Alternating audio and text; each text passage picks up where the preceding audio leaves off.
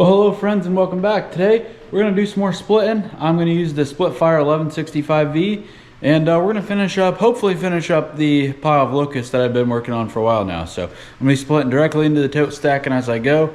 And see how we'll be using the Splitfire vertical here. I did install an hour meter on it. That came in the mail the other day. It mounted up pretty nice there. So I'm going to see how long it takes to split. It's got 0 hours on it now, and today we'll find out how long it takes to split and stack a tote of firewood with the 1165V. Let's go. I'm gonna move it outside first. I'll see you out there.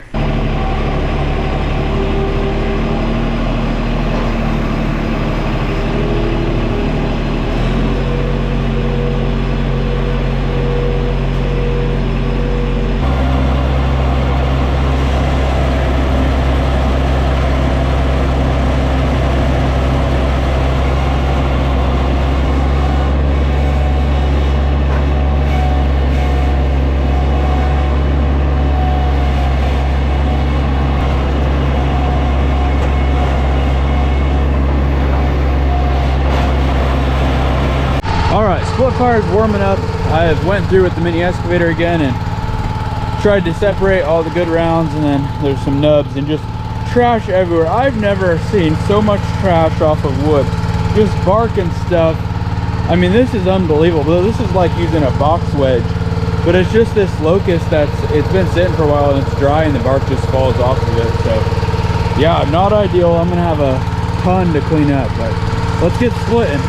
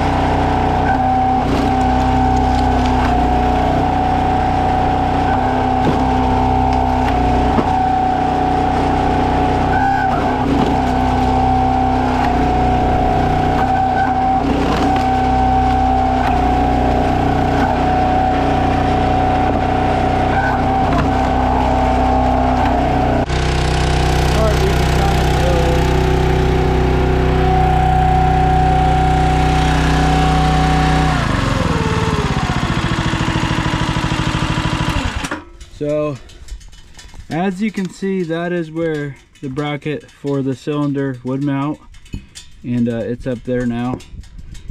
So what had happened is I put this piece of wood on here and I went to raise it up, and I'm gonna guess that, yeah, that hit that, and that didn't want to move, which, I mean, it's not a huge round. I'm kind of surprised at that. I'm kind of surprised it broke off like that, honestly, and it didn't just like want to tip the machine. That's kind of crazy. Look at that.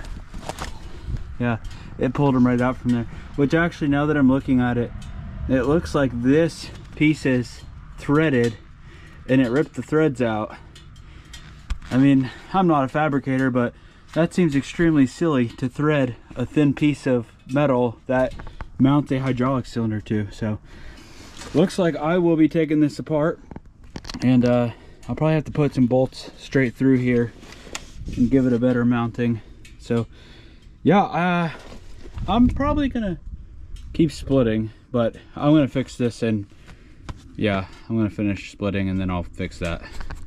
All right, so I'm trying to remangle this, that way I can keep splitting, and I think I'm gonna have to just disconnect that and hang the cylinder. But anyways, I'm looking at this, and this is just like 1/4 bolts. This is like absolutely tiny.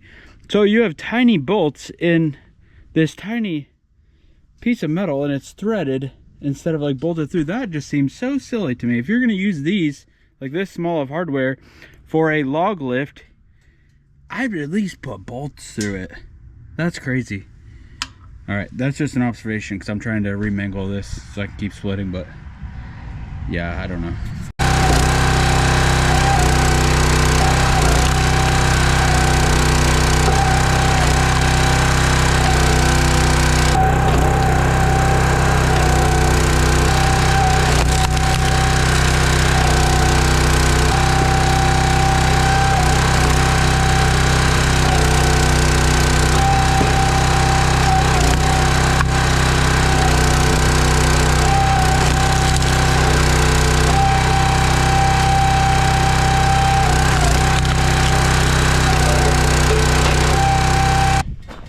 On a plus note, the hour meter is working.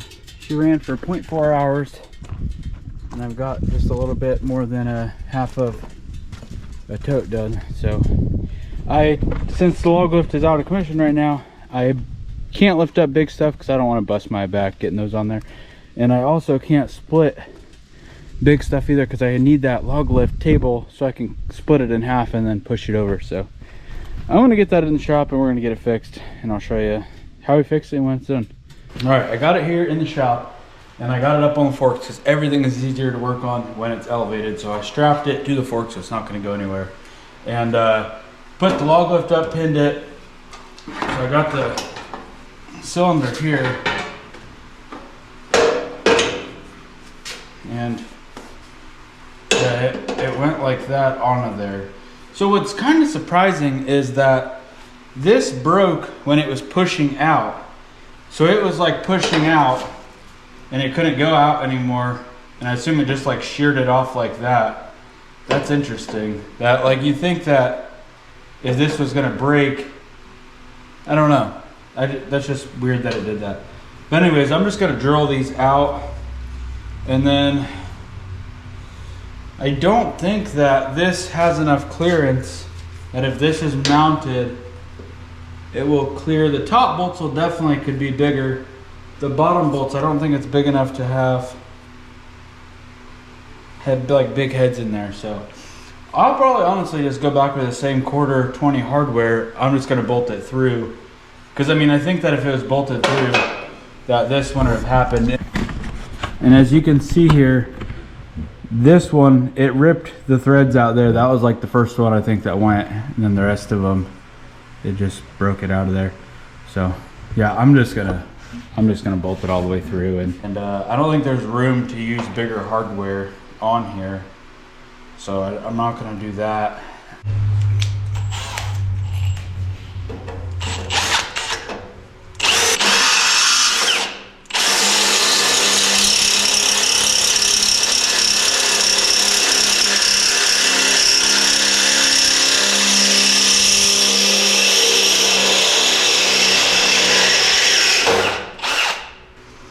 Luckily, I had all this 1/4 hardware in my shop, so I didn't have to go to Tractor Supply and get anything.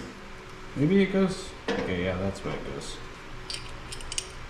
I'm a big believer in stocking up on things. That way when trouble strikes, you have what you need. Like every time I need to do a project and I only need, say, 5 1/4 bolts, I'll buy 10. And then next time I actually need them, then I have them. So I don't think I'm gonna be able to get these in here. I think I'm gonna have to disassemble this out of here and bolt the thing to it and then put a cylinder on there. So I bolted this back there. I got it bolted all the way through with 1/4-inch bolts. So that's definitely not gonna go anywhere. As I was tightening it up, I was just cranking on it with 3/8 impact. And those things don't go super tight. Like max torque on those, I've tested them, it's like 60 foot-pounds of tightening torque. Well, I collapsed part of this beam. Like you could feel it sucking in. It's dented it on the back side a little bit now. So yeah, it's definitely sucked in there, if you can tell. So that's already not a thick beam. That's kind of strange. I want to put this thing back together now. All right, so it's back together. And I'm gonna test it out because I can't remember if I put that bracket up or down. So there's all the way down. All right, boys, Splitfire is all fixed and it's good to go and do some more work.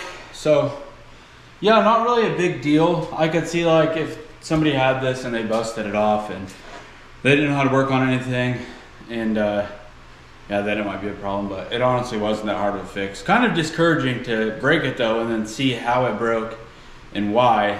That was probably the biggest discouragement about the whole thing. Like if something breaks, it's okay, but then you see like, well, that was very poorly designed, I think, in my opinion. Let me know what you guys think. Like, do you think this whole deal, like with it breaking, like, is that a good design, or is that like maybe not the best idea? Anyways, thanks for watching. You're still gonna see a lot more of this. I still like it. It's fast. It's awesome. I'll see you next time. You guys have a good day.